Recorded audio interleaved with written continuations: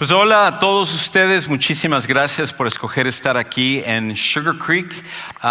Sabemos que los domingos es un día en el cual uno podría dedicarse a descansar, a salir, a hacer muchísimas cosas, pero tú has escogido estar aquí con nosotros y estamos muy agradecidos contigo por eso. Sobre todo, si esta es tu primera ocasión con nosotros, de verdad queremos que te sientas en casa, te sientas bienvenido de estar aquí. Aquellos de ustedes que nos acompañan a través de nuestras redes sociales, gracias por sintonizarnos, ya sea el día en vivo de esta transmisión o posteriormente estás viendo este video. Nuestra oración es que Dios pueda utilizar este tiempo para poder hacer lo que Él quiere en tu vida.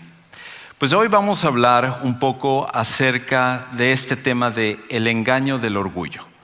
Una situación que fácilmente viene con el orgullo. El orgullo tiene una forma muy sutil de poder engañarnos y hacernos pensar de ciertas maneras y hacernos actuar de ciertas maneras también.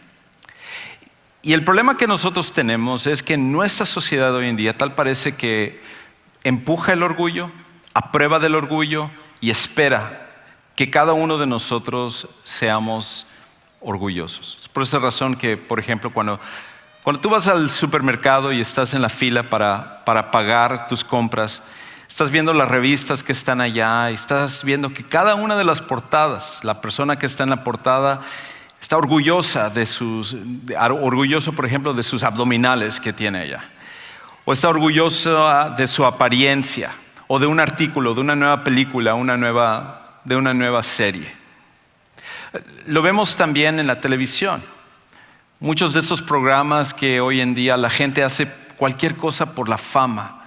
Está dispuesto a cantar, bailar, sobrevivir, trepar cosas, con la finalidad de simplemente tener el orgullo de ser reconocido, aunque sea brevemente en televisión. Las redes sociales promueven el orgullo y nos dice que al final de cuentas se trata nada más acerca de nosotros. Y artículo tras artículo, foto tras foto, buscan simplemente exaltarse. Nuestra sociedad, eso es lo que nos está inculcando. Y muchas veces nosotros no nos damos cuenta acerca de esto, porque el orgullo es una de esas cosas que es difícil de detectar en nosotros. Lo podemos ver en otras personas, pero es súper difícil poder darnos cuenta cuando nosotros estamos siendo orgullosos.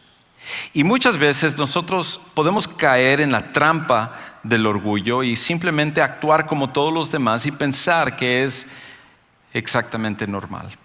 Quizás una de las maneras de poder ilustrar esto es un artículo que salió el año pasado en el Wall Street Journal de una actriz venezolana que ella hablaba acerca de esto. Y en el artículo ella habla sutilmente acerca de cómo uno debe de actuar, pero sin darse cuenta que ella había caído también en la trampa del orgullo. De hecho, ella dice esto, María Fabriela de Faría. Ella dice, a ella le hacían específicamente esta pregunta: ¿qué es lo que uno puede hacer para mejorar su propio mundo? ¿Qué es lo que uno puede hacer para mejorar su propio mundo? Una pregunta válida. Y ella contestaba: buscar tu propia verdad, vivir tu propia verdad, en lugar de repetir la de los demás. Lo que es crucial para mí es hacer que mi público cuestione las viejas creencias. Practiquen a diario la pregunta: ¿qué necesito hoy? Porque la única persona que sabrá lo que funciona para ti eres tú. En otras palabras, lo que está diciendo es: toma orgullo de quién eres, no pidas perdón acerca de quién tú eres, haz tu voluntad al final de cuentas.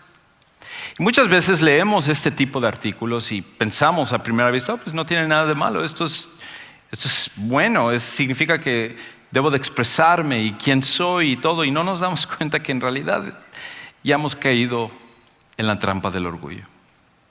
El orgullo es esta idea de poder creer que en base a nuestros logros, en base a nuestra capacidad, en base a nuestra inteligencia, nuestra educación, nuestro esfuerzo, que nosotros hemos logrado las cosas que tenemos.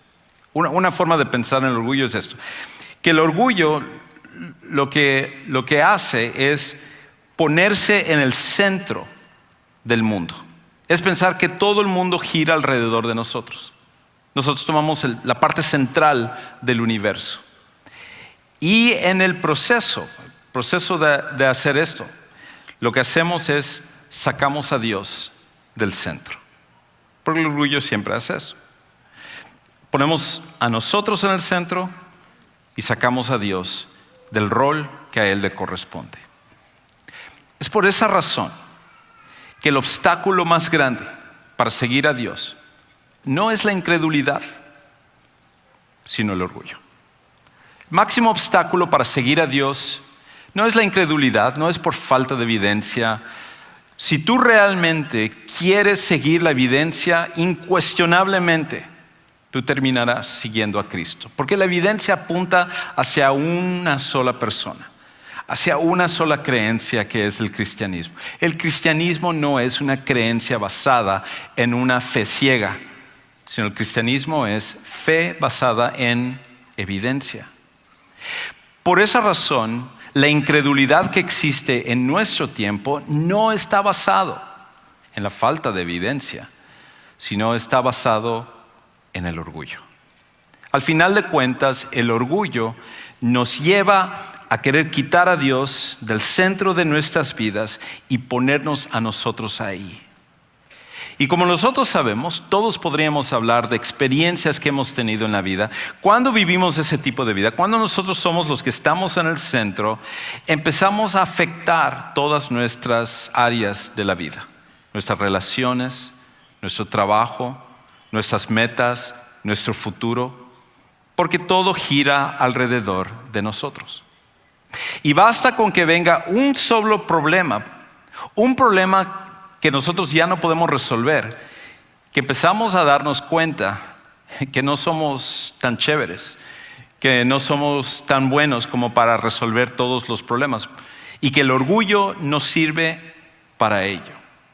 De hecho, en esos momentos, cuando tú enfrentas un problema, cuando enfrentas una situación complicada que tú ya no puedes resolver, nos damos cuenta que el orgullo no resuelve los problemas, los empeora. El orgullo no resuelve los problemas que hay en nuestra vida, sino que al final de cuentas los empeora. ¿Cuántos matrimonios no han pasado por situaciones por su orgullo y son afectados? ¿Cuántas relaciones de papás e hijos no son afectados por esto? Situaciones en el trabajo, oportunidades desperdiciadas, simplemente porque la persona se montó sobre esta idea de que ellos son el centro del mundo y que todo lo que está a su alrededor, incluyendo Dios, debe de girar alrededor de ellos. Hay una historia en la Biblia que habla de un hombre que se encontraba precisamente en esa situación. Y a través de su vida hay algo que tú y yo podemos aprender, algo que podemos evitar para que nosotros no cometamos el mismo error que él cometió y aprender de una forma fuerte la lección que nosotros también tenemos que recibir para nuestras vidas. El nombre de este hombre es Naamán. Y Naamán era este poderoso hombre que venía de Siria o de Amán. Y la Biblia nos describe acerca de él en 2 de Reyes, capítulo 5, versículo 1. Y escucha cómo nos describe a este hombre Naamán. Dice: Naamán, capitán del ejército del rey de Aram. Hasta cierto punto este hombre era como el general, era la mano derecha del rey de Siria. Dice el autor de 2 de Reyes: era un gran hombre delante de su Señor y tenido en alta estima, porque por medio de él el Señor había dado la victoria o salvación a Aram. Naamán era un héroe nacional, era una celebridad, era el tipo de persona que tendría sus abdominales en la portada de una revista. Era un hombre que todos decían: este es un héroe.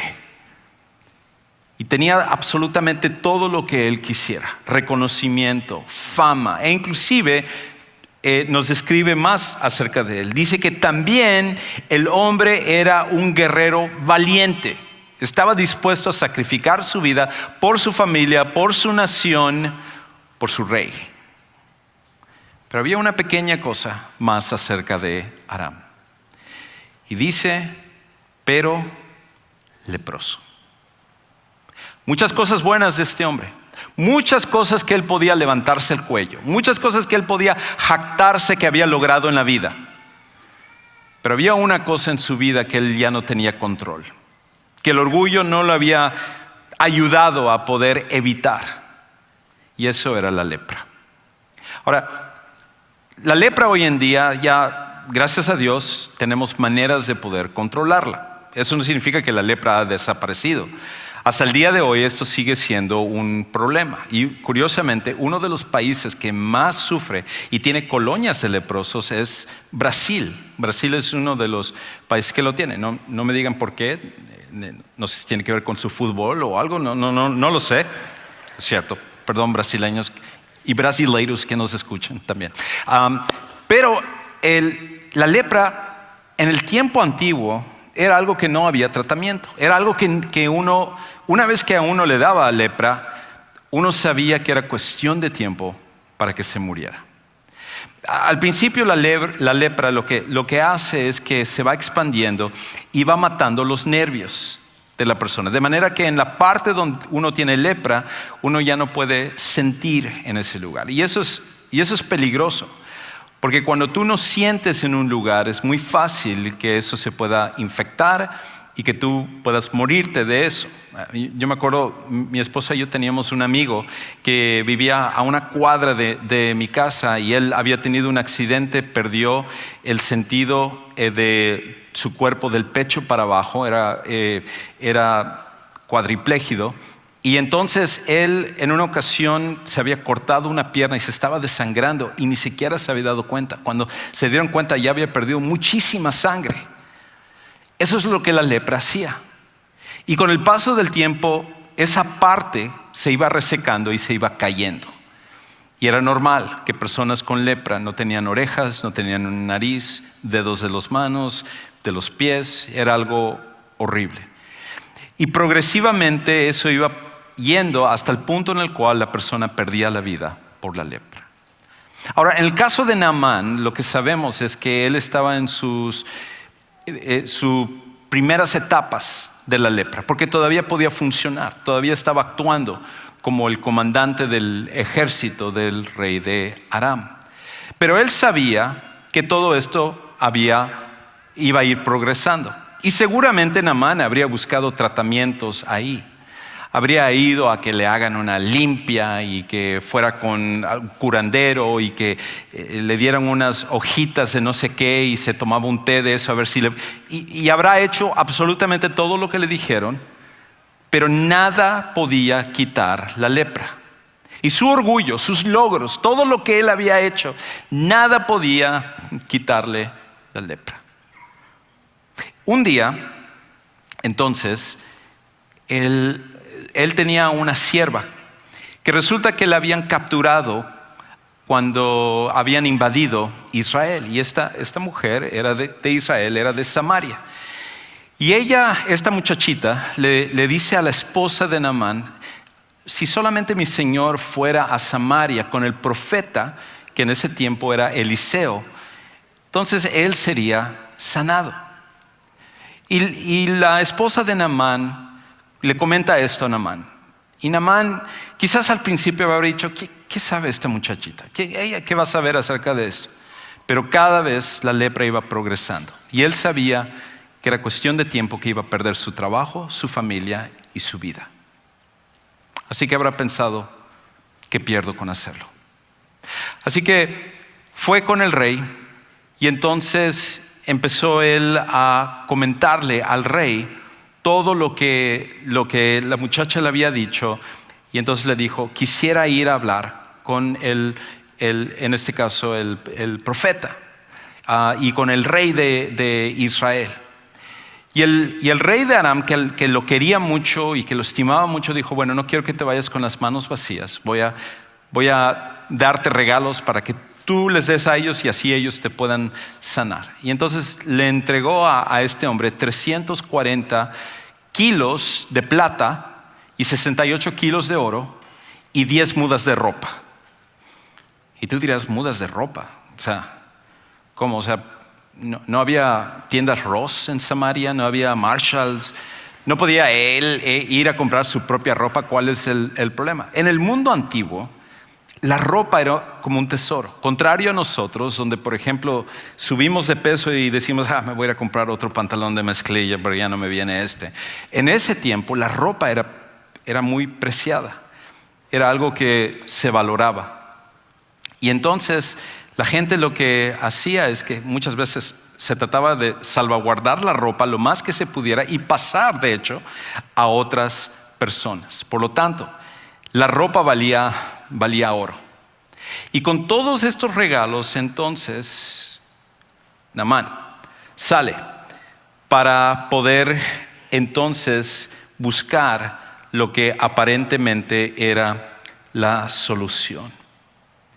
Ahora, parte de lo que nosotros necesitamos darnos cuenta en medio de todo este proceso, en medio de toda esta historia que Naamán estaba pasando y que muchas veces nosotros podemos sentir lo mismo, es esto: que el orgullo puede llevarnos a cuestionar la voluntad de Dios. El orgullo puede llevarnos a cuestionar la voluntad de Dios. Si bien es cierto que todas las personas sufrimos de orgullo, los seguidores de Jesús nos puede llevar a un punto más extremo. Cuando nosotros estamos en medio del orgullo, lo que hacemos es cuestionar la voluntad de Dios. Y una de las cosas que nos dice la Biblia es que cuando nosotros cuestionamos la voluntad de Dios, nuevamente no es simplemente una cuestión de falta de evidencia, sino que en realidad es algo con respecto a nuestro corazón. En el Salmo, por ejemplo, 10:4 dice esto: el impío en la arrogancia de su rostro no busca a Dios. O sea, sabe que Dios existe, pero dice no voy a buscarlo. Pero a medida que el orgullo se va extendiendo como lepra, pero en el corazón humano, entonces la segunda parte dice, todo su pensamiento es no hay Dios. Se comienza diciendo no quiero de Dios y luego al final de cuentas se dice yo creo que inclusive no existe Dios. El orgullo es una lepra que se va extendiendo en toda nuestra vida para inclusive hacernos cuestionar de nuestro propio punto de vista acerca de Dios. Así que Naamán toma los tesoros que el rey le había dado, va con varios de sus soldados de alguna manera como este grupo real que él va, todos ellos vestidos elegantemente y impresionantemente, donde iban, seguramente la gente le llamaba la atención y llegaron ante el rey de Israel, el rey de Samaria.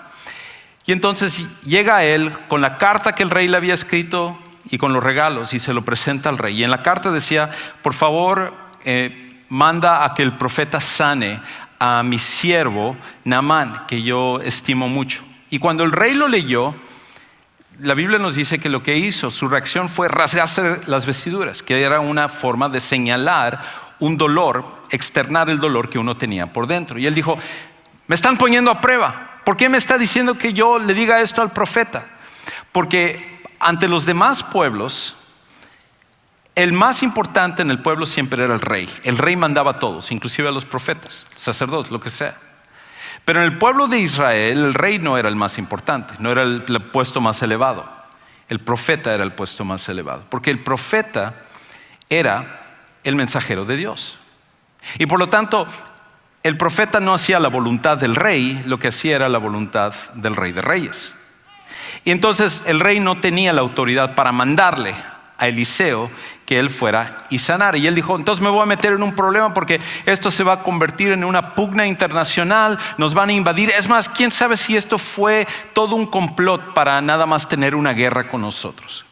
Y llegó a tal punto esta noticia, se empezó a divulgar por diferentes lugares que llegó a oídos de Eliseo mismo.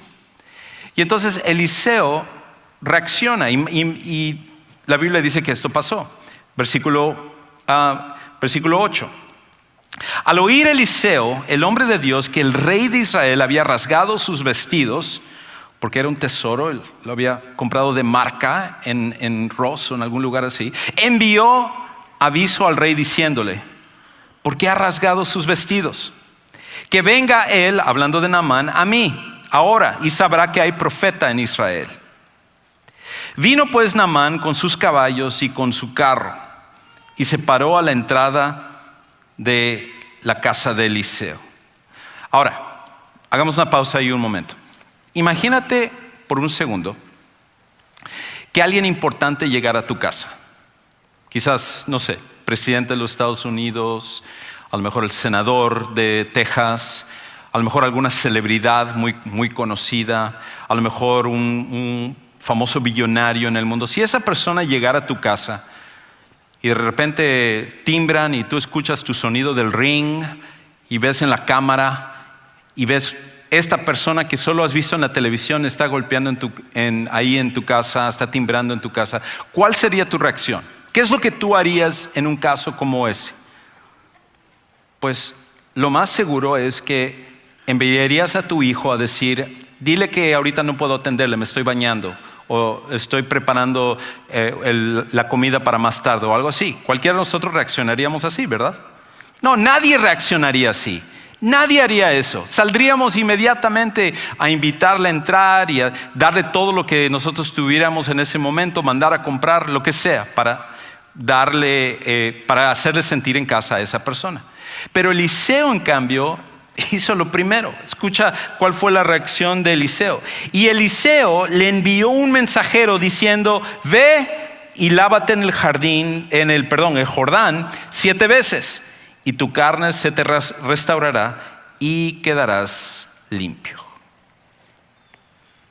Eliseo ni siquiera salió a atender a este hombre. Envió a su mensajero. E imagínate ahora ser la celebridad, que tú llegas a la casa de alguien y ni siquiera te salen a recibir. Y sobre todo Naamán, que había viajado tan lejos, él era un hombre tan importante, era un hombre que había logrado tantas cosas, que fue a tratar primero con el rey, y ahora le tratan de esta manera que ni siquiera se atreve Eliseo a salir a atenderle.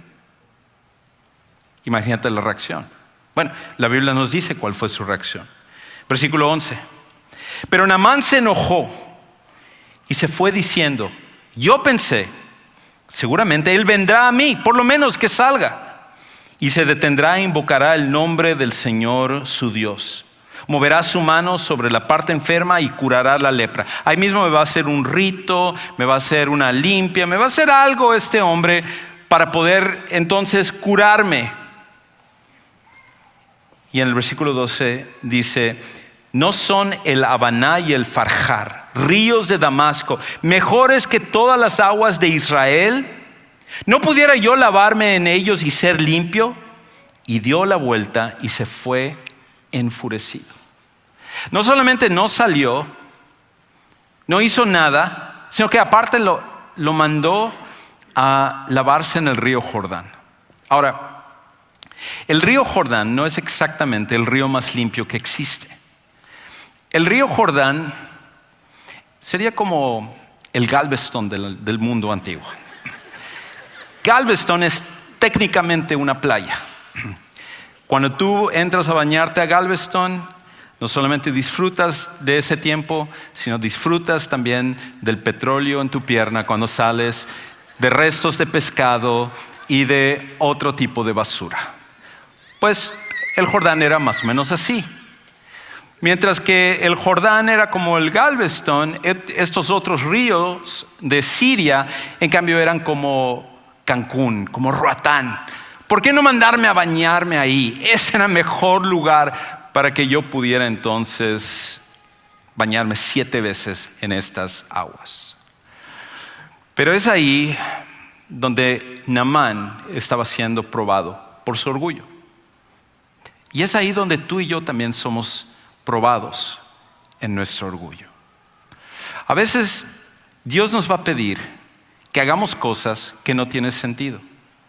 A veces la manera como Él actúa en nuestra vida va contrario a nuestras expectativas, nuestros deseos o lo que nosotros queremos ver en nuestras vidas. Y la cosa es que parte del problema del orgullo es esto, que cuando somos orgullosos, creemos que tenemos el derecho de exigirle a Dios. Cuando somos orgullosos, se nos entra esa idea de que podemos exigirle a Dios las cosas y Dios está bajo obligación de darnos exactamente lo que nosotros queremos. Eso es lo que hace el orgullo, es el engaño del orgullo. Y cuando el orgullo entonces nos atrapa, muchas veces pueden pasar una de tres cosas. La primera es que el orgullo puede intentarnos tratar de encajonar a Dios. Una de las cosas que sucede es que tratamos de encajonar a Dios. Le decimos: Dios, yo necesito que tú hagas esto, que tú actúes de esta manera, que resuelvas mi situación de esta manera, que me des esto que he estado queriendo, y necesito que lo hagas para esta semana, porque ya se está acabando el tiempo. Y entonces tratamos de encajonar a Dios. Cuando eso no funciona, lo siguiente que tratamos de hacer es negociar con Dios. Intentamos negociar con Dios. Dios, mira, si tú me contestas esto, si tú me das lo que te estoy pidiendo, te prometo que ahora sí, voy a estar ahí cada domingo aguantando a Juan Carlos mientras él predica y los demás predicadores. Te prometo, voy a estar allá, simplemente dame esto. Te prometo, voy a dejar el cigarro, voy a dejar este otro vicio, voy a hacer esta otra cosa. Te prometo que ya no voy a decir todas las malas palabras cuando se me meten enfrente en el freeway. Voy a hacer todo esto para que, Señor, tú me concedas esto. Empezamos a negociar con Dios. Y cuando eso no funciona, entonces terminamos enojándonos con Dios. Terminamos enojándonos con Dios. ¿Cuántas personas, por su orgullo, han terminado enojados con Dios y decir: yo ya no creo en Dios, yo no creo en esas cosas? ¿Por qué? Porque simplemente Dios no les dio lo que ellos estaban pidiendo. Naamán se encontraba allá. Y Naamán estaba en ese momento donde él decía: esto fue una pérdida de tiempo, ¿para qué vine aquí? Nos vamos de regreso entonces a Siria y que Eliseo y todo Samaria se vayan al demonio. A mí no me importa nada con respecto a ellos. Y entonces los siervos de Naamán, que fueron muy sabios, le dijeron a Naamán esto. Le dijeron a Naamán: ¿qué tal si a lo mejor lo que el profeta te está diciendo es verdad?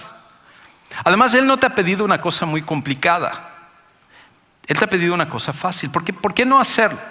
Si él te hubiera pedido: necesitas subir e ir a este monte y matar a un león, traer 2 pelos de león, y luego quiero que vayas a esta colina y traigas una pata de cabra, y luego vas a ir acá y vas a traer 2 hojas del desierto y todo, para que yo prepare lo que te voy.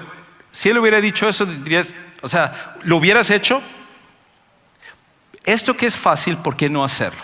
Le dicen los siervos de Naamán a él. Y Naamán ahora tiene que tomar una decisión. Si va a seguir viviendo de acuerdo a lo que, entre comillas, su orgullo ha logrado en su vida, o si va a someterse a esta situación que su orgullo nunca va a poder resolver. Eso es lo que va a pasar con nosotros. Muchas veces tú y yo vamos a estar en lugares donde la voluntad de Dios no tiene sentido. Donde leemos algo en la Biblia y decimos: es que esto no se aplica a mí. Esto está bien en otras situaciones. Esto es anticuado. Esto ya no es para el mundo real. Y empezamos a inventar una y otra excusa por el cual ya no debemos hacer la voluntad de Dios y es mejor hacer las cosas a nuestra manera. Pero cuando hacemos eso, lo que ha pasado es que hemos caído bajo la trampa del orgullo, el engaño del orgullo. Y la lepra del orgullo ahora ha cubierto nuestro corazón y nuestra mente. Lo que necesitamos es humildad. Pero el problema de la humildad es que la humildad es como el orgullo. Es difícil reconocer el orgullo en nosotros. Nos damos cuenta inmediatamente cuando otra persona es orgullosa, pero es muy difícil darnos cuenta cuando nosotros estamos siendo orgullosos. Y la humildad también como que no es algo fácil, ¿verdad? Tú tratas de ser humilde y no molestarte y someterte a las personas y como que es medio raro, ¿no? Como que la gente pregunta, oye, ¿estás bien? ¿Estás enfermo? ¿Hay algo que se pasa? No, lo que pasa es que estoy practicando la humildad. Y soy muy orgulloso de mi humildad, por cierto. Empezamos a actuar de esa manera, pero es súper raro, no tiene ese sentido. Una manera como nosotros podemos darnos cuenta cuando la humildad está siendo practicada es la obediencia. La obediencia es la evidencia de nuestra humildad. Y por esa razón, de todas las cosas que estoy compartiendo en este mensaje, esto es lo que tú necesitas llevarte contigo para no olvidártelo cuando tú estés en ese momento, cuando yo esté en ese momento, y que el orgullo nos esté diciendo que no hagamos caso a Dios. Y es esto.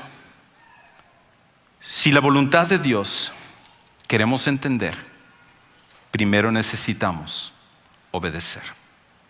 Si la voluntad de Dios queremos entender, primero necesitamos obedecer. Muchas veces en ese momento, cuando llega la prueba, decimos, Dios, ¿por qué? No entiendo por qué quieres que yo haga las cosas así. Es mejor mi manera, tú no entiendes. Pero la realidad es de que cuando lo hacemos, cuando seguimos la voluntad de Dios, siempre Dios responde y hace las cosas que nosotros nunca pensamos que iba a poder hacer. Muchas veces en mi vida yo lo que he encontrado es que al pasar por las pruebas y trato de hacer las cosas a mi manera, las cosas siempre salen mal. Pero las ocasiones en las cuales me he doblegado y le he dicho, ok, Señor, lo voy a hacer a tu manera. No me gusta, no estoy de acuerdo, pero lo voy a hacer a tu manera. Encuentro que Dios hace algo mejor de lo que yo pensaba. Y que inclusive puedo ver hacia atrás y puedo decir, ahora comprendo por qué Dios hizo esto. Ahora entiendo cuál era su propósito. Pero nunca vamos a entender la voluntad de Dios hasta que no estemos dispuestos a obedecer. Naamán entonces escogió la obediencia y fue a Jordán. Le hubiera ido peor en Galveston. Entonces él se mete al Jordán y yo me imagino que en ese proceso, cada vez que él entraba al agua y salía del agua, veía su lepra y decía, no veo ningún cambio. A ver si ese profeta no me hizo una payasada y simplemente era para burlarse de mí. Llegaron 1, 2, 4, 5, 6 veces hasta que fue la 7ª vez. Y la 7ª vez, cuando él sale del agua, la Biblia dice que su piel quedó como la de un bebé. Dios lo había sanado. Y no solo había sanado de la lepra de su piel, le había sanado de la lepra de su corazón. Regresa hacia Eliseo, contento, agradecido, creyendo ahora en el único Dios, el verdadero Dios, que es Jehová. Y entonces va y le dice, aquí estoy, gracias por haberme sanado. Aquí está otra vez los tesoros, por favor, quédate con estos tesoros. Y Eliseo le dice, no voy a recibir los tesoros. ¿Por qué? Porque si Eliseo recibía los tesoros era una forma de decir que Eliseo era el que lo había hecho. Y segundo, era una forma de decir que puedes comprar los favores a Dios, pero nunca podremos comprar el favor de Dios. Es solo cuando nos humillamos y somos obedientes que vemos el mover de Dios. ¿Dónde estás tú en ese momento? ¿Dónde estás tú ahora en aquello en el cual Dios te está diciendo, hijo, hija, esta es mi voluntad para ti? Obedéceme. ¿Estás permitiendo que sea la obediencia la que sea tu guía y al final te engañe? ¿O estás dispuesto a humillarte, a obedecer? Y entonces verás el plan de Dios. Para algunos de ustedes comienza con poner su fe en Jesucristo como su Salvador personal.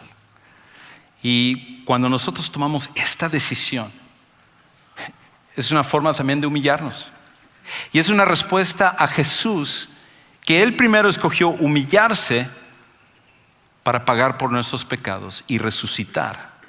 Y de esa manera ser el único camino para que nuestros pecados sean perdonados, para tener una relación con Dios y para disfrutar de un cambio en nuestras vidas. Si tú nunca has tomado esa decisión, ¿por qué no tomar el paso hoy? O a lo mejor si tú no te has bautizado, ¿por qué no tomar el paso de humildad y decir, Señor, no entiendo por qué exactamente debo de hacerlo, pero lo voy a hacer? O a lo mejor tú quieres conectarte a uno de nuestros grupos. Nos encantaría que tomes ese paso de humildad y decir, yo necesito de otras personas porque sé que mi vida no puedo seguirla viviendo solo. Cualquiera que sea el lugar donde tú estás, el Centro de Siguientes Pasos es un lugar que hemos preparado en especial para ti. Saliendo por esas puertas a tu mano derecha, simplemente detente ahí un ratito, terminando el servicio, y queremos ayudarte a tomar tu siguiente paso. Padre Celestial, gracias, porque cuando el orgullo nos engaña, cuando el orgullo nos atrapa, cuando el orgullo se esparce como lepra, tú nos has dado la solución de humillarnos y de obedecerte. Aunque no entendamos por qué hagas las cosas, tu plan es perfecto y siempre harás algo mejor de lo que nosotros pensamos. Te amamos, sometemos nuestra vida a ti y te volvemos a poner en el centro de quienes somos para siempre.